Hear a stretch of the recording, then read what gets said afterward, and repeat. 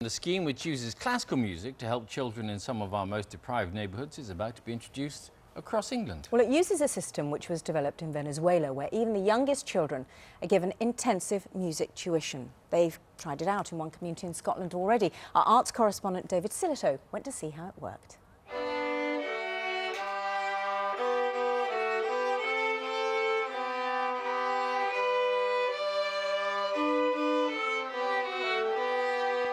Five years ago, in Raploch, one child was learning to play an instrument. Today, there are 450.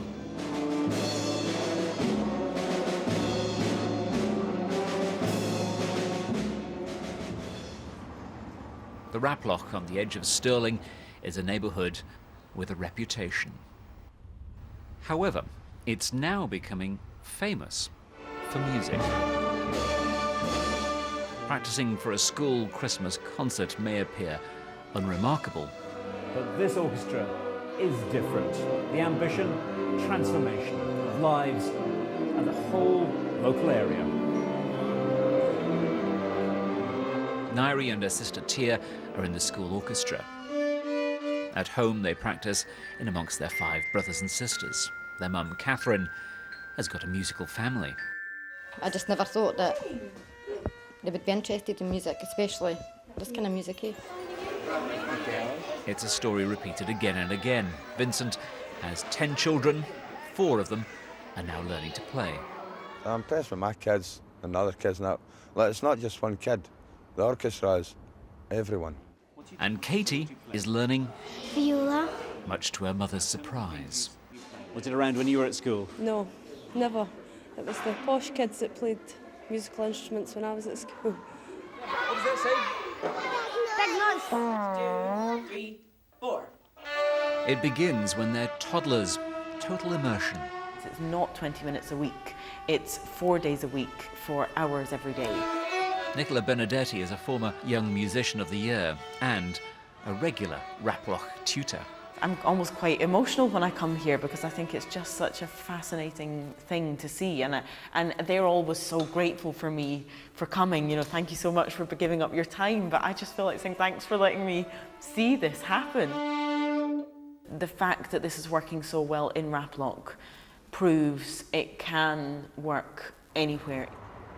And next year, this field will become this, the opening concert for the Olympic Festival, here in the Raploch. Research suggests the children are happier, more confident, better able to concentrate. But the real test is the long term, how far music really can change lives. David Sillito, BBC News, Raploch in Stirling. Wonderful stuff. Well, the musician Julian Lloyd-Webber is one of the driving forces behind the new scheme. It's called In Harmony Sistema, and he's with us now. Good morning. Morning Well, it's to you. wonderful. It's a great, good news story, which I have we to tell need this you, morning. it's the most inspiring project I've ever been involved with. The effect on the children is absolutely incredible. We are going, and the project, I have to say, has been going for 2-3 years now. And we got 3, they were pilot schemes, one in Liverpool, one in Lambeth, in South London, and one in Norwich. And they've all been extremely successful in their own ways, and that's really why the government has decided to continue and to expand. How do you sustain children's involvement in music? Because they have a musical instrument, they're starting to learn, and then, as I found, my children saying exams get in the way, they don't have time to practice, and they leave it for a while. The key to the whole thing is that it's actually fun, and the children are working together. This is a very important point. They don't have individual lessons unless far later, but that's something we're looking at. In Venezuela, they do much later on when you identify really top talent. But they work together. It's a social act for them. And the great thing about music is that it has no barriers, no language barriers. It's the great leveler, no background barriers. People are just working at something which is bigger than them as individuals. But as Nicola Benedetti was saying, it's a lot of work in the sense that they're doing sometime 4 days. Yes, a but week. they're enjoying it. I mean, I can tell you a story today. The Lambeth children are all getting together while the strike's going on and working for their Christmas concert at the South Bank Centre on December 14. So they really want to do it. Right. And it changes the whole community, the whole attitude of the parents, the children themselves, their work's attainment the change has been incredible. Really extraordinary. Even we didn't believe that that could happen. That there's, for example, numeracy, literacy, it's gone from the Why does that 30% happen? to the 80% in just a year. Is there something to do with the brain chemistry then? I That means think- if you're yeah, learning I music, think you're learning better an at instrument other things? is actually a very difficult thing to do. It uses all parts of the brain that we don't usually use. So it has a knock-on effect. I mean, you learn a lot, you have to be disciplined, you have to learn how to interact with others.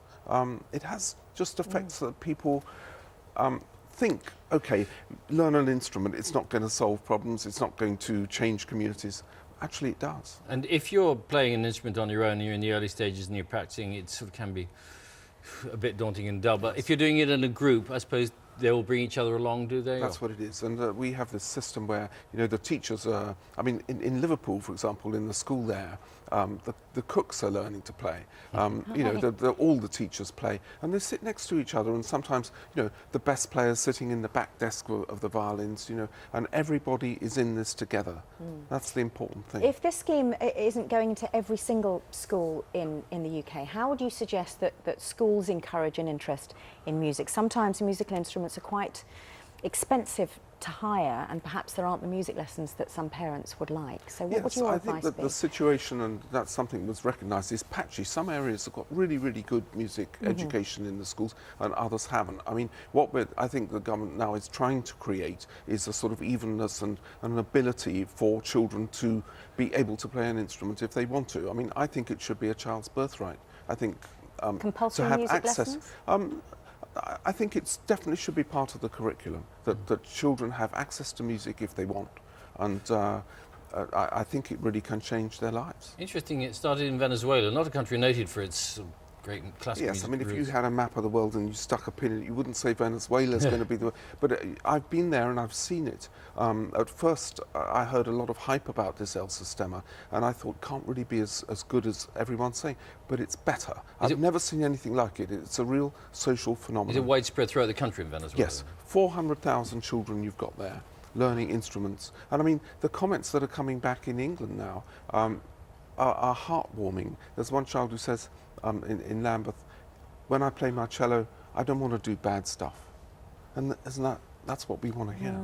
Nicola Benedetti said something very similar when she was on the sofa a while ago, and she said she was involved in this experiment. We decided to go and have a look and see how it worked. She said she was just, she knew what learning music could do in terms of behaviour, but when she saw it in other children as well, then one of the things I've noticed, and I I just can't believe, because I was never that well behaved myself, is the way the children sit listening to sort of quite, and the discipline they have as a group is extraordinary. They can sit for an hour, 2 hours, while adults are talking like we are, and they're perfectly well behaved. I can't believe it. I was never like that. You were a bad boy at school?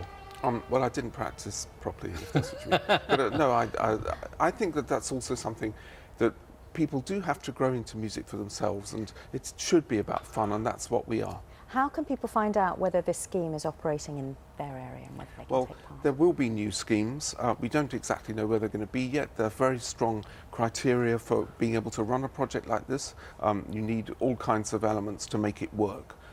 So that's something that we're going to be looking at very closely now. I mean, ultimately, you'd like to see it in every school in Britain, really, wouldn't Well, you? I'd like to see that, yeah. It's a long road, but it's one worth travelling. Thanks very much, Thank Julian. you very much for coming in to talk to us about it. Julian Lloyd.